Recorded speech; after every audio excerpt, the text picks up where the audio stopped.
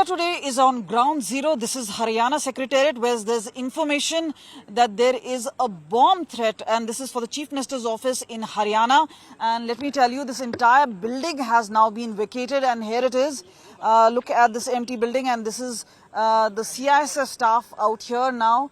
This is also Haryana Police as well as Chandigarh Police, all here.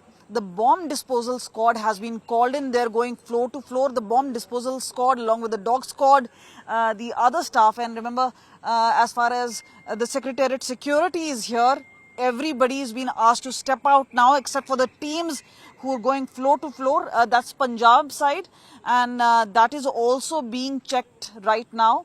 Also, there is this ambulance, the fire brigade. There are, as I mentioned to you, the BDS as well as the dog squad all present out here. Remember, nothing is being left to chance. Just a few days earlier, what we saw was Punjab and Haryana High Court had received a threat. That time also the same protocol was adopted, but nothing has been left to chance. And that is why security protocol and an entire security drill at this point of time taking place right here, considering, remember, the bomb squad written right there. Look at that particular vehicle. So this is where the specialized teams are here. Announcement was made that the building should be vacated.